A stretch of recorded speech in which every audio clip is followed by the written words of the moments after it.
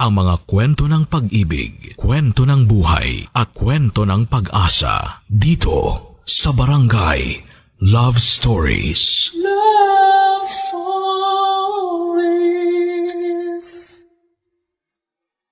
Ang pagiging magulang ay isang seryosong trabaho. Pero kahit ganon, sa pagiging ama o ina ay hindi mo kailangang maging perpekto. Sa halip, ang kailangan mo lamang ay maging klase ng magulang na totoo. Ikaw, kabarangay, anong klase kang magulang sa anak mo? Dear Papa Dudut, inggit ang isa sa mga pangunahing rason kung bakit nagiging judgmental tayo sa mga tao. Dito nagsisimula ang pagkakaroon natin ng insecurity, takot at pangamba sa mga bagay-bagay. Ganito ako noon, pero sa tulong ng mga salita ng Diyos ay nalinawagan ako sa pag-iisip ko at unti-unti ko ring natanggap ang pagkakaiba ng mga tao sa paligid ko. Ako nga pala si Sandro, 33 years old at isang ama. Lumaki ako sa isang Christian family kaya maagang naituro sa amin ang mga salita ng Diyos. Ito ngayon ang dahilan kung bakit tuwing naghahanap ako noon ng karelasyon ay isa sa mga standard ko ay dapat kilala ng isang babae ang Diyos. Dapat ay marunong siyang magdasal, nagbabasa ng Biblia at nagpupunta ng simbahan. Sa panahon kasi ngayon ay mahirap nang makahanap ng ganong klase ng tao. Halos karamihan ay liberated na ang buhay at minsan ay nakakalimot na sa Panginoon. Ang iba nga ay hindi man lang magawang maglaan ng oras para makabisita sa church at magpasalamat para sa kanilang buhay. Mas importante sa kanila mga lakad nila sa labas kasama ang mga kaibigan o kung ano paman. Hindi ko naman po kinokondina ang ganong klase ng pamumuhay, Papa Dudut. Kung ano man ang gusto nilang gawin sa buhay nila ay wala na akong karapatan para manghimasok. Ang sa akin lang ay hindi silang nararapat para sa akin. Akala ko noon ay may hirapan ako sa paghahanap ng babaeng para sa akin. Hanggang 8 years ago ay isang babae ang nakilala ko na pasok sa ugaling hinahanap ko, Papa Dudut.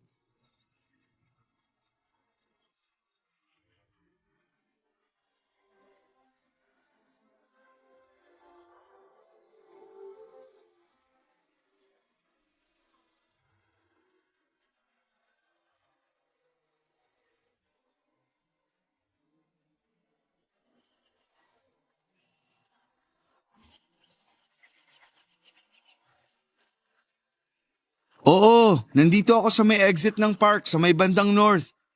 Basta kapag nakita nyo na yung bench na may nakaupong babaeng nakaitim, ako yung katabi niya. Ha? Sorry, kausap ko yung kaibigan ko sa phone.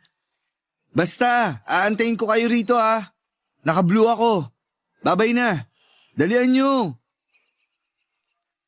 Sorry, nadamay ka pa. Kanina pa kasi ako hinahanap ng mga kaibigan ko eh. Naliligaw na yata sila. Okay lang. The Purpose-Driven Life ba yung binabasa mo? Aha? Bakit? Yung original version ba o yung bago? Hindi ko sure. Meron bang bagong version nito? Oo, meron. Kapag yung original, may 5 purpose lang yon. Pero yung latest version, may dinagdag pa silang 2 purpose.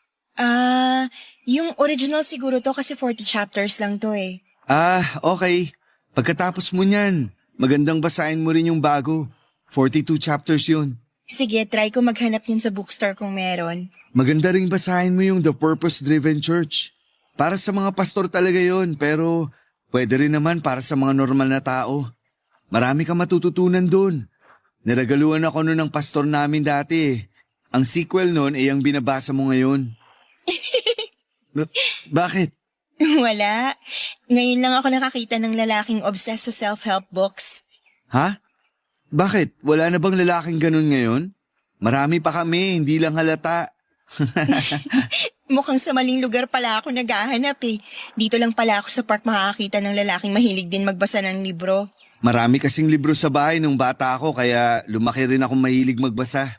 Pero hindi self-help book ang The Purpose-Driven Life. Yung writer niyan mismo ang nagsabi, Kasi hindi tungkol sa iyo yung libro, kundi tungkol kay God. Kaya self-help book man tong binabasa ko o hindi. Nice to meet you. I'm Eliana. Sorry. Ako si Sandro. Sorry, hindi na tuloy ako nakapagpakilala. Okay lang. Mas interesting talaga ang mga libro kaysa sa akin. Interesting ka rin naman. Ngayon lang ako nakakita ng taong nagbabasa in public. Karaniwan kasi, sa TV ko lang napapanood yung mga ganyang klaseng tao. Meron din palang ganon in real life. Feeling main character ako eh. Pero buti naman nakakaya mong mag-focus sa binabasa mo. Ang ingay dito sa park. Maraming distractions. Sanay na ako. Mas tahimik nga dito kaysa sa bahay. Doon kasi maraming bata. I see. So, lagi ka rito? Minsan, kapag gusto kong magpahangin, kung gusto kong mapag-isa at magkaroon ng peace of mind, dito ako nagpupunta. Ganun ba? Mukhang ang tahimik pala ng buhay mo. Akala mo lang yon. Sobrang gulo ng buhay ko ngayon. Sa mga libro na nga lang talaga ako sumasaya. Pero, nakakatuwang makakita ng tulad mo na nagsisik ng guidance kay God ha. Sa panahon kasi ngayon, marami nang nakakalimot sa Panginoon eh. Isang bagay yan na tinuro sa akin ng mga magulang ko. Dapat never akong makalimot sa Diyos. Tama naman. Taga rito ka lang din ba? Hindi, galing akong Paranaque.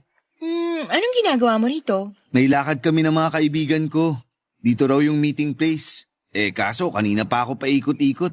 Di na kami nagkita-kita. Kaya pala nabanggit mo ako sa kausap mo sa phone kasi ako yung landmark mo. Naka-all black ka kasi kaya mabilis ka lang makita. Yan na yata sila? Sila na ba yan? Saan?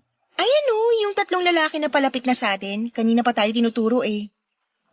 Sila na nga yan. Sige, may iwan na kita. Pasensya ka na kung naistorbo kita. Walang problema. Nice meeting you, Eliana. Nice meeting you too. Papadudod si Eliana yung tipo na sa unang tingin ay hindi mo akalaing relihiyosa. Sa pananamit pa lamang kasi niya ay malayo ito sa pagiging konserbatibo.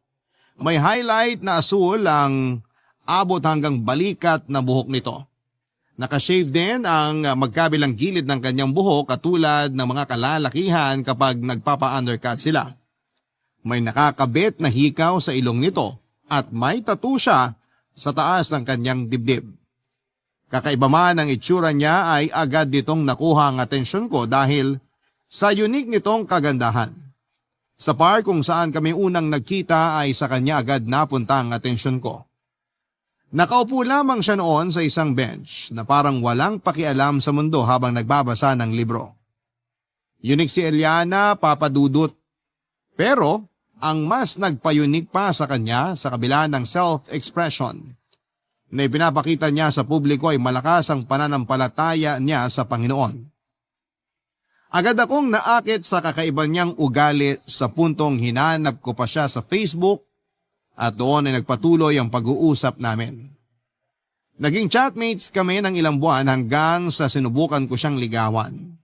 Sinagot naman niya ako at matapos ang 2 taong relasyon namin, ay nakatanggap kami ng isang blessing. Isang baby na bunga ng pagmamahalan naming 2. Nagdesisyon kami ni Eliana na magpakasal bago pa man niya ipanganak ang bata. Pero dahil pareho pa kaming walang ipon noon ay sa civil wedding ang napag-usapan naming pag-iisang dibdib.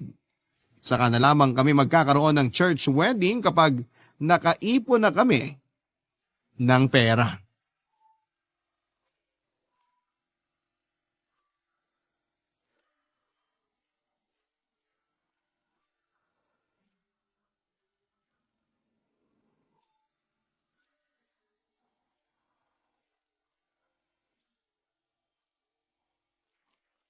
Eliana!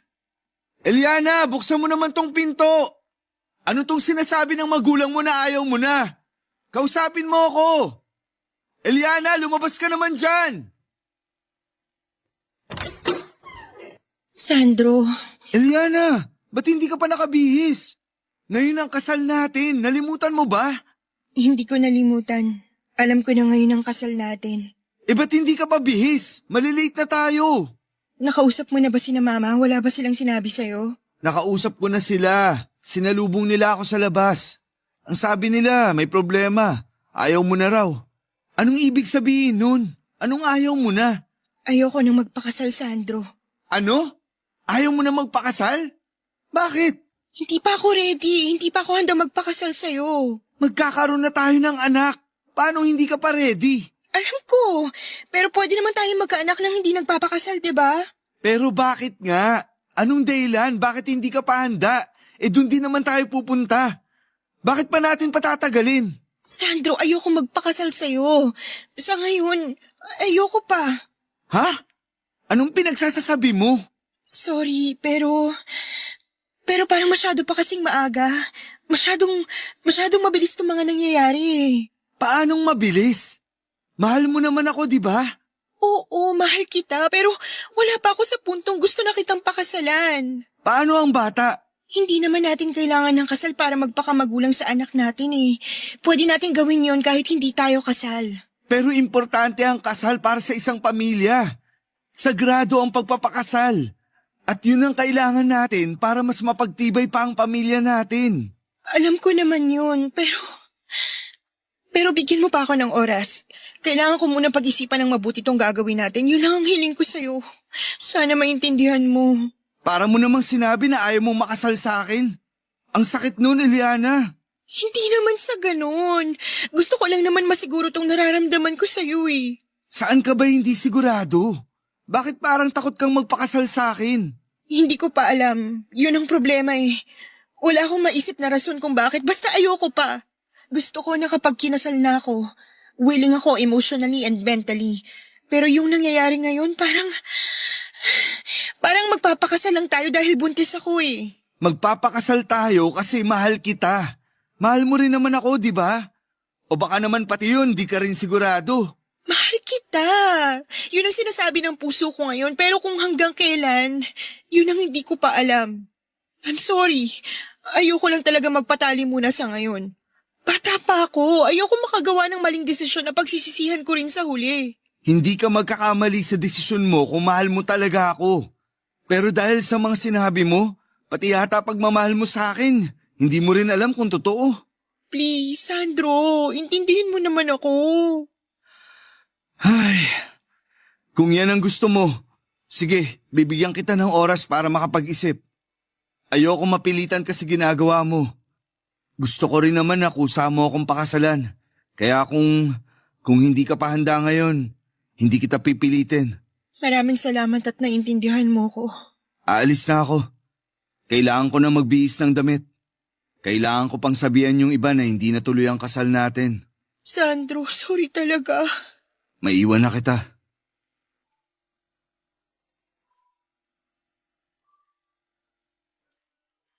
Ano pa mang pagpupumilit ko ay hindi na talaga natuloy ang kasal namin ni Eliana Papadudut. Hindi naman pwedeng pilitin ko ang isang tao na pakasalan ako lalo na kung hindi pa siya handa kaya tinanggap ko na lamang ang mga kagustuhan ni Eliana. Nagpatuloy ang relasyon naming dalawa hanggang sa maisilang nito ang anak namin Papadudut. Isang cute na baby girl na pinangalanan naming Safia ang bata. Matapos mga anak ay sa amin tumira si Eliana pero hindi rin po ito nagtagal. Matapos ang 5 buwan ay bumalik sa kanila si Eliana matapos siyang makipaghiwalay sa akin. Inamin niya, pati na rin sa pamilya ko na nawala na raw yung pagmamahal niya sa akin. Hindi na raw niya nakikita ang future niya na kasama ako. Yun din ang isa sa mga rason kung bakit ayaw niyang magpakasal sa akin noon, Papadudut. Ang sabi pa niya ay blessing daw ang pagkakaroon namin ng anak na hindi namin inaasahan, kaya thankful siya doon. Pero ang pagbuo namin ng isang pamilya na hindi raw niya nakikitang magiging masaya, yon ay pwede pa raw maiwasan. Papadudut, masakit po para sa akin ang ginawang yon ni Eliana. Sa puso't isipan ko, ay siya na talaga noon ang inaasahan kong mapapangasawa at makakasama ko sa panghabang buhay. Mahal ko siya ng sobra-sobra, pero nakakalungkot na hindi pala ganon kalalim ang pagmamahal niya sa akin. Sa huli ay pinakawalan ko rin siya. Hindi naman niya ipinagkait sa akin ang anak namin Papadudut. Nagdesisyon kaming dalawa na maging co-parent ni Sofia. Na kahit hiwalay man kaming magulang niya ay sabay naming siyang pinalaki at inalagaan. Barangay Love Stories. Barangay Love Stories. Papadudot dahil bata pa si Sofia ay automatic na napunta siya sa kanyang nanay. Kahit na ganoon ay naging maayos naman ang co-parenting setup namin ni Eliana. Tuwing weekdays ay nakay Eliana si Sofia at kapag weekends naman ay nasa bahay namin siya. Kapag birthday naman ng bata ay salitan kaming dalawa. Noong first birthday at binyag nito ay naganap ang selebrasyon sa isang malaking venue. Noong second birthday ng bata ay sa bahay ni Eliana ito nangyari at sa amin naman nag-celebrate si Sofia ng third birthday niya. Pagsapit ng Pasko ay kasama namin ang anak ko samantalang sa New Year naman sila magkasama ng kanyang ina. Masasabi kong healthy ang naging relasyon namin ni Eliana. Kahit nahiwalay na kami papadudot. Kahit papaano hindi naman namin ipinaparamdam sa bata na wala siyang magulang. Hindi namin siya pinabayaan at nilunod namin siya sa pagmamahal at pag-aalaga. Dumaan ang mga taon na gano'n ang setup ng pamilya namin. Nang mga panahong yun ay wala na talaga kaming nararamdaman ni Eliana para sa isa't isa. Naging matalik na magkaibigan na lamang kaming dalawa at sa katunayan ay sa akin pa nga humihingi ng love advice noon si Eliana noong nagkaroon siya ng bagong lalaki sa buhay niya.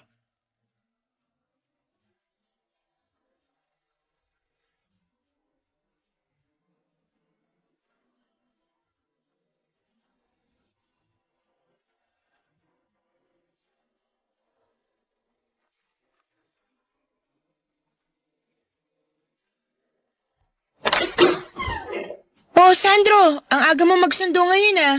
Dadaan pa kasi kami sa grocery. Medyo marami kaming bibilin ngayon. Talaga? Bakit? Anong meron? Halika, pasok ka muna. Nagpromise ako kay Sofia na magpipiknik kami ngayon kasama lola niya. Kaya ilalabas ko sila mamayang hapon. Exciting naman. Kaya naman pala gustong-gusto na niya makasama daddy niya ngayon eh. Alam mo bang maaga rin siyang nagising ngayon? Siyempre, daddy's girl yan eh. Asus, maupo ka muna. Salamat. Nasaan na si Sofia? Nasa kwarto niya, nag-aayos pa ng gamit niya. Isang oras na yata naghahanda yung batang yun eh. Hindi makapili ng damit na dadalihin niya. Sige, antayin ko na lang siya. Maaga pa naman eh. May iba tayo. Tama ba tong nakikita ko? Bakit? Naglilinis ka? Oh, bakit? Dati naman ako naglilinis ng bahay ah. Parang hindi naman. May bisita ka ano? Oo, may inaantay akong bisita ngayong araw. Kaya naman pala nag-general cleaning eh. Sinong darating? Manliligaw mo? So heto na nga. Yung usapan natin last time, yung lalaking tinatanong ko sa'yo, naalala mo pa ba? Yung musikero na nagbabanda-banda sa mga bar? Oo, yun nga, si Harold. Siya yung bisita mo ngayon? Oo, siya nga. Inaya ko siya dito sa bahay para makapag-bonding kaming dalawa. Teka, kayo na ba? Ang bilis naman. Hindi pa, getting to know pa lang kami. Naks, getting to know. Bakit ako noon? Di mo naman ako inimbita sa bahay mo. Eh, wala pa naman akong bahay nun, siraulo ka. Alam nga namang dalhin kita sa bahay ng magulang ko. Sa bagay, may punto nga naman. Pero ang bilis naman. Kailan lang nung nagtatanong ka sa akin ng opinion ko tapos ngayon, inimbita mo na agad dito sa bahay mo? Ganito kasi yun. Di ba nga nagtanong ako sa'yo kung ano yung mga signs na nagkakagusto sa'yo yung isang lalaki? Oo, madami akong binanggit na example sa'yo. Halos lahat ng yun nakita ko kay Harold. Alam mo kung anong ginawa ko? Ano? Kinonfront ko siya kung may gusto ba siya sa akin o wala. Lah, ang desperada naman ang dating mo nun.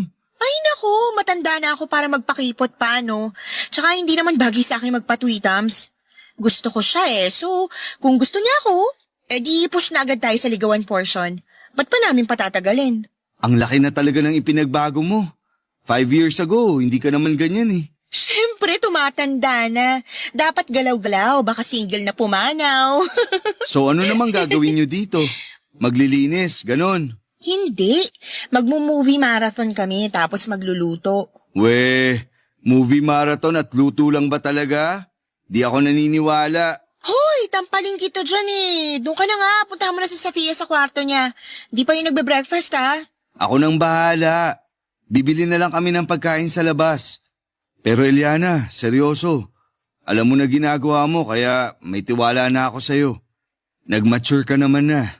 Marami ka nang natutunan habang tumatanda kaya sana this time, dapat sure ka na sa mga pinagagagawa mo, okay? Huwag mo na akong alalahanin, alam ko tong ginagawa ko.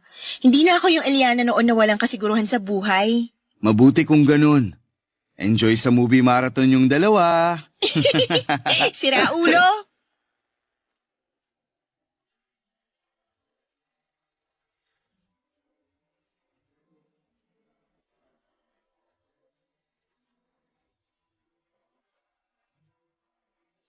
Papadudot nung nagsimulang mag-aral si Sofia, ay ipinasok namin siya sa isang private preschool na pinamamahalaan ng church namin. Gusto ko kasi na habang bata pa si Sofia, ay matutunan na nito ang mga aral sa Biblia at makilala na niya ang Diyos. Pumayag naman si Eliana sa gusto ko, Papadudot. Maganda ang paaralan na yon dahil doon din ako nagtapos ng nursery at kindergarten. Noong mga panahon na yon ay nakahanap na rin si Eliana ng panibagong pag-ibig. Sa pagdating ng bagong lalaki sa buhay niya ay medyo inilayo ko ang sarili ko sa kanya para hindi ako maging sagabal sa relasyon nilang dalawa, lalo na't may nakaraan kami ni Eliana. Ayoko na makaramdam sa akin ng threat ang boyfriend niya kaya nag-set kami ng boundary bilang mga magulang ni Sofia. Matapos ang 2 taong relasyon nila ay pinakasalan ni Eliana ang boyfriend niya na si Harold. Sa pagkakataong yon ay biglang nagkaroon ng 2 ama si Sofia. Isang bagay yon na hindi ko napaghandaan, Papadudot. Aaminin ko na ako yung natreten dahil sa pagdating ni Harold sa buhay ng anak ko. Ako ang biological dad ni Sofia pero si Harold naman ang stepfather niya na lagi niyang nakakasama. Doon ako naiinggit dahil simula nung dumating si Harold ay naging magulo na ang setup namin. May pagkakataon noon na hindi na nasusunod ang schedule namin ni Eliana dahil tuwing weekends na dapat ay nasa akin si Sofia ay lagi silang nasa labas para daw magkaroon sila ng family bonding. Biglang feeling ko ay na-left out ako, Papadudot, at pakiramdam ko ay naitsapwera na lamang ako sa buhay ng anak ko. Kaya naman bago pa lumala ang lahat ay kinausap ko si Eliana tungkol sa problema ko, Papadudot.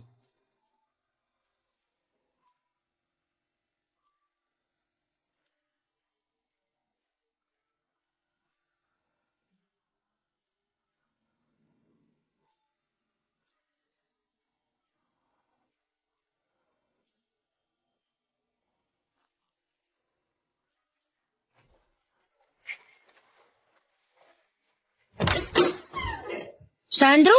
Anong ginagawa mo rito? Hindi mo ba na-receive yung message ko? Anong message? Wala akong natatanggap na message. Sabado ngayon. Nandito ako para kunin si Sofia. Hala, nag-message ako sa iyo kagabi. Nagpaalam ako na lalabas kami nila Harold ngayon at isasama namin si Sofia. Ano? Sa akin siya dapat ngayon ah. Nag-promise kasi kami na dadalhin namin siya sa theme park kasi maganda yung grades niya. Eliana naman. 2 araw na nga lang ang meron ako sa anak ko, babawasan niyo pa? Sorry na, sinabihan naman kita kagabi. Akala ko okay lang kasi hindi ka nag-reply. Hindi ako nag-reply kasi wala nga ako na-receive na message. Ano ba naman yan, Eliana? Pasensya na talaga. Hindi pwede yan. Kukunin ko ang anak ko. Nasaan na siya? Sandali lang. Ganito na lang, sa Lunes, Sunday tsaka Monday, sa'yo titira si Sofia. Okay lang ba yon? Hindi okay yon. May trabaho ako sa Lunes. Sinong titingin sa bata? Tsaka may klase siya. Sabado at Linggo ang napag-usapan natin. Kaya yun ang dapat na masunod. Ilabas mo na si Sofia. Huwag ka namang selfish, Sandro. Inaabangan ni Sofia tong araw na to eh. Excited na nga siyang umalis. Huwag ka namang killjoy. Ako pa ngayon yung killjoy? Ikaw tong hindi sumusunod sa usapan natin? Ibibigay ko na nga siya sa'yo sa Lunes eh. Ayaw mo ba yun? Pati Martes na rin kung gusto mo. So ganito na ngayon ang sistema natin. Wala nang schedule. Kung kailan mo gustong kunin yung bata, kukunin mo na lang basta. Okay, sige. Oo, mali ko na hindi ko sinabi sa'yo to ng mas maaga. Sorry. Pero pagbigyan mo na yung bata kahit ngayon lang. Sige na, kunin niyo na si Safia. Pero hindi ako aalis dito hanggat hindi natin to naaayos. Naayos ang alin. Ito, kada may ganap kayo, ako na lang lagi yung mag-a-adjust. Hindi pwede yun. Ako na nga yung limitado ang oras dito kasama yung anak ko. Ako pagugulangan nyo? O sige, ganito na lang. MWF sa akin si Safia tapos TTHS sa'yo naman siya. Paano yung linggo? Siyempre sa akin siya, ako yung nanay eh. At bakit naman sa'yo? Aangal ka pa ba? Mas dumami na nga yung araw mo kasama si Safia. Dati Sabado, Linggo lang. Ngayon Martes, Huwebes at Sabado ka na. Choosy ka pa? Hati tayo sa linggo. La, seryoso? Ayaw mo pa ipabigay? Tumatanda na si Safia. Gusto kong makasama ang anak ko bago siya maging cold na teenager. O sige. Total manggagaling siya sa'yo ng Sabado, sa'yo na rin yung Linggo ng umaga. Akin yung Linggo ng gabi hanggang Lunes. Ayos na ba yon? Yan, dapat ganyan, para fair. Ang dami mong alam. Ano, okay na? Pwede na namin kunin si Safia ngayon. Oo, okay na. Mag-ingat kayo sa pupuntahan nyo. Ingat ka rin pa uwi. Teka, sandali lang. Ano? Kailan magsisimula yung bagong schedule natin? Ano? Pati ba naman yan? Next week. Okay? Goods na ba? Mabuti na yung sigurado. Okay na ako sa next week. Sige na, paliliguan ko pa si Safia. Sandali! Ano na naman, Sandro? Sinasayang mo oras ko eh. Magpapakita lang ako saglit sa anak ko. Galit agad? Nandito na ako. Alam nga namang di ko siya kumustahin. Halika na, pumasok ka na. Kumain ka na ba? Hindi pa nga eh. Sumabay ka na rin sa amin.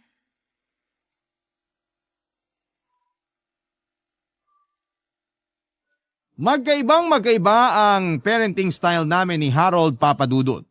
Kung ako ay masyadong protective sa anak ko, si Harold naman ay ibang estilo nito pagdating sa pag-aalaga kay Safia. Hinahayaan lang niya ang bata na maging curious sa mga bagay-bagay kahit na minsan ay napapahamak niya ito. Minsan ay ipinipilit din niyang matuto ang bata sa mga bagay na hindi naman interesado ang anak ko. Katulad na lamang noong binilhan niya ito ng bike para daw matutunan nitong magbisikleta. Okay lang naman sana yon para sa akin, Papadudot, pero ang ginawa ni Harold ay tinanggal nito kaagad ang training wheels ng bike para daw mas mabilis matuto si Safia. Ang ending ay nabunggu siya ng isa sa mga batang kalaro niya na nagbabike din. Natumba ang bata at na-dislocate ang braso nito. Agad naman siyang naitakbo sa ospital at mabilis na naayos ang problema, pero bilang isang ama ay hindi ko nagustuhan ang mga nangyari. Ang nakakainis pa, Papadudot, ay tuwing ino-open ko kay Eliana ang mga bagay na napapansin ko ay nagagalit siya sa akin. Mas kinakampihan niya ang asawa niya na naiintindihan ko naman, kaso nga lang ay hindi man lang niya buksan ang isipan niya para maintindihan din ito kung ano ang pinupunto ko. Hanggat maaari ay ayoko sanang mag-away kami ni Eliana dahil hindi na nga maganda para kay Safia na hiwalay ang magulang niya. Mas lalong hindi maganda na magkaaway pa kami. Kaya mas nilawakan ko na lamang ang pag-iisip ko, Papadudot, para mas maayos ang maging pag-uusap namin ni na Eliana at Harold. Barangay Love Stories. Barangay Love Stories. Papadudot, as expected ay mas pinaboran pa rin ni Eliana ang asawa niya kahit na may point naman ako sa pinaglalaban ko. Ayon sa kanya ay mas maganda raw na habang bata pa ay matuto na sa maraming bagay si Safia para sa paglaki nito ay hindi siya mabigla. Hindi raw dapat siya bine-baby. Kailangan niyang madapa para matutong bumangon na mag-isa. Pero para sa akin naman, Papadudot, ay hindi magandang estilo yon ang pagpapalaki sa bata. Dapat ay hayaan natin silang kusang matuto sa mga bagay kung saan sila interesado. Mas maganda na panahon mismo ang magbigay aral sa bata kesa ipinagpipilitan natin sa kanila ang bagay na hindi naman nila gusto. Katulad na lamang sa pagbabike. Hindi mahilig sa labas si Safia. Mas gusto niyang manatili sa loob ng bahay para maglaro, magbasa o magdrawing. Ang naging rason ni Eliana kung bakit pinipilit niyang lumabas si Safia ay para lumakas daw ang resistensya nito. Kailangan niyang madungisan at masugatan para mas lumakas ang pangangatawan nito. Mas maganda rin daw yon para magkaroon siya ng kaibigan.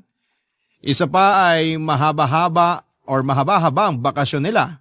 Kaya sa halip na nasa loob ng bahay at babad sa cellphone, ay ginagawa nila ito ng paraan para makapaglaro siya sa labas.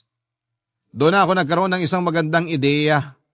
Total ay bakasyon naman ay naisip kong i-enroll si Safia sa Vacation Church School or VCS ng aming church, Papa Dudut.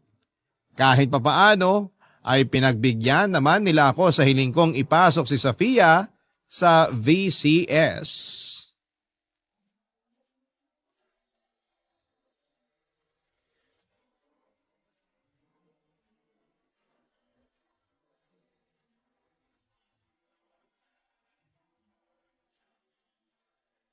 Hello, magandang umaga po. Magandang umaga rin.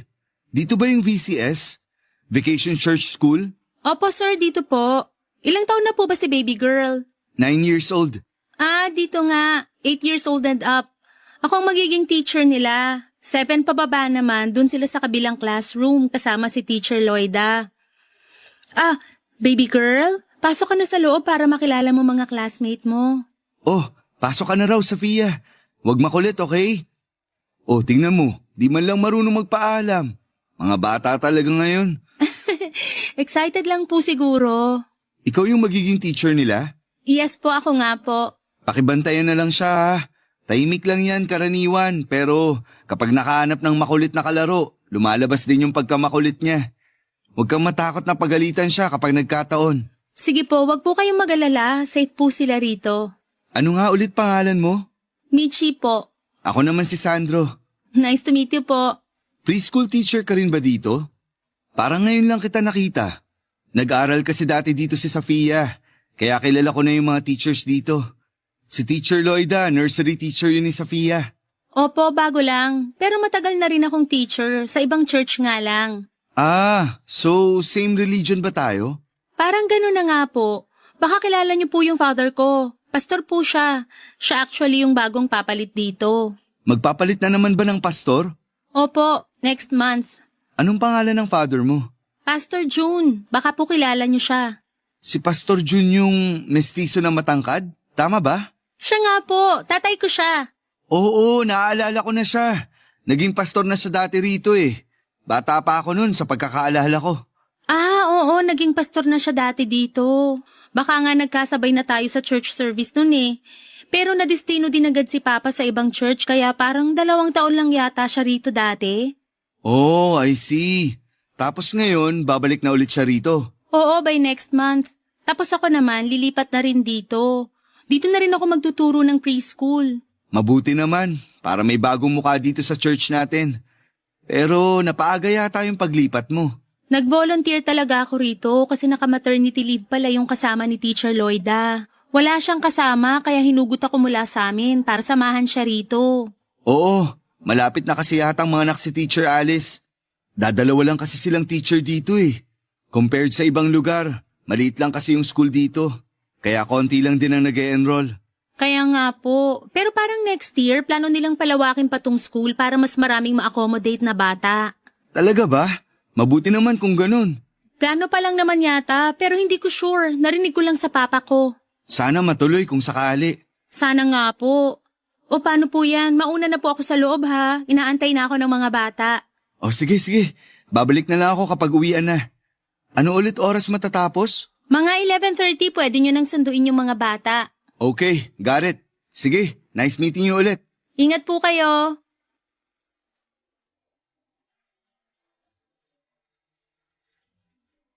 Papadudot nakapagtapos si Michi sa kursong Bachelor of Elementary Education, major in Preschool Education. Simula noon ay isa na siya sa mga naging teacher ng preschool na ipinatayo ng church namin. Maraming branch ang church namin, Papadudot, at sa bawat church ay may sarili silang preschool.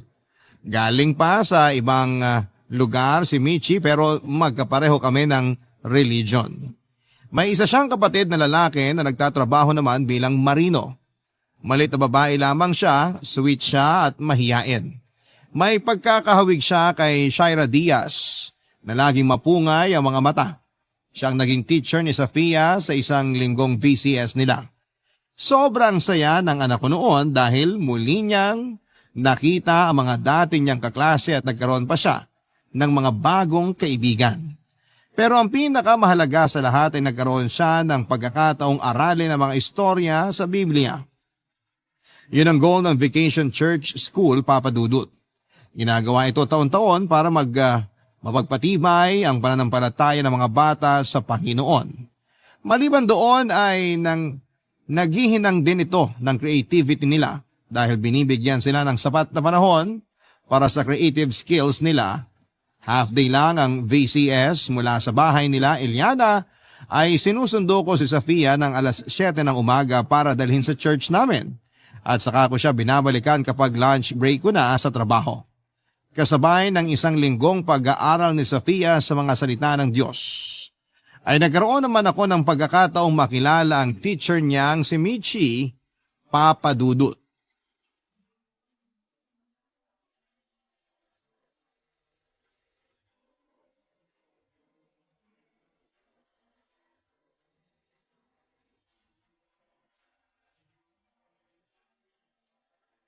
Michi! Oh, Sandro, nandiyan ka na pala. Nasa loob si Safia, nakikipaglaro pa sa mga classmate niya. Sandali, tatawagin ko lang Huwag siya. na muna. Hayaan mo na muna siyang makipaglaro. Total, last day na nila ngayon. Ah, okay, sige. Ay, nakakalungkot kasi last day na ngayon ng VCS. Isang linggo lang kaming nagkasama ng mga bata pero napamahal na agad sila sa akin. Mamimiss ko sila. Pero may graduation pa naman sila bukas, di ba? Oo, pagkatapos ng church service, graduation nila ang kasunod. May isang araw pa para makabanding mo sila. Oo nga. Tsaka magkakaroon din pala ng lunch dito after. May mga parents kasi na nag-donate ng pagkain. Dito na kayo mag-lunch ni Safia bukas. Talaga? Oo, may isang nag-offer ng pagkain tapos naging domino effect na. Nag-pledge na rin yung iba. Parang susobra na nga yata yung pagkain eh. Kaya dito na kayo kumain para mas marami, mas masaya. Nako, nakakahiya. Wala man lang akong maibigay na pagkain. Tulungan mo na lang ako mag-prepare after ng graduation. Total pareho naman tayo nga attend ng church service eh. O sige, ganun na lang para may ambag ako. Kumusta na nga pala yung nabanggit mo sa akin last time? Last time? Ano yun?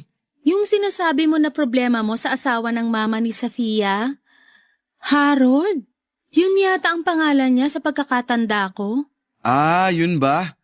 Wala namang problema kina Eliana at Harold. Actually, ako yung problema. Bakit mo naman nasabi?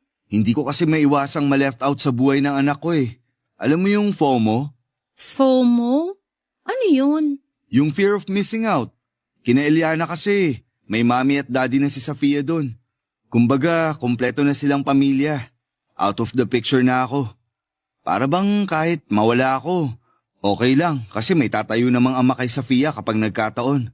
Yun ang problema ko ngayon. Hindi naman dapat pinoproblema yan. Kahit may asawa na yung mami ni Safia, ikaw pa rin naman ang tatay niya. Tsaka isa pa, hindi ka naman katulad ng ibang tatay na basta nalang tinatakasan yung responsibilidad nila sa mga anak nila. Ikaw, never mong iniwan si Safia kahit nahiwalay na kayo ni Eliana. Never kang mawawala sa buhay ng anak mo kasi nagpakaama ka sa kanya. Basta, wala naman talagang dapat ikatreten pero ewan kung bakit natitreten ako kay Harold. Para bang nag-aagawan na kasi kami sa atensyon ni Safia. Hindi ka talaga dapat ma-threaten kasi nagagawa mo naman ng maayos yung role bilang ama ni Safia eh. Sa katunayan, nung nag-drawing kami ng family portrait nung nakaraan, dalawa kayo ni Harold na dinrawing ni Safia. Ibig lang sabihin nun, kahit may stepfather na siya, hindi ka pa rin nawawala sa puso't isip ng anak mo. Naiinggit lang siguro ako kasi mas nabibigyan nila si Safia ng mas maayos at buo na pamilya. Kaya mo rin namang ibigay yun kay Safia eh. Ha? Paano? Anong paano? Ginagawa mo na mismo yung sinasabi ko. Nagiging mabuti kang tatay para sa anak mo. Dun pa lang, napaparamdam mo na kay Safia kung paano magkaroon ng maayos na pamilya. Alam mo, Sandro, huwag mong ituring na karibal si Harold.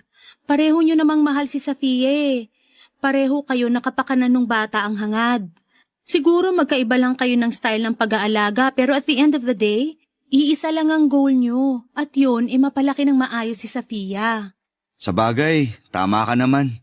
Swerte nga si Safia eh kasi hindi lang 2 kundi 3 ang magulang niya.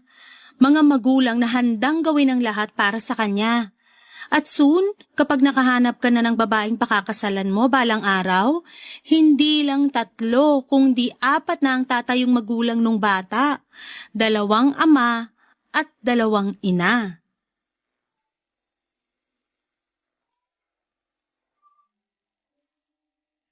Papa Dudut, hindi nagtagal ay nagkatotoo nga ang mga sinabi sa akin ni Michi at naging 4 ang mga magulang ni Safia.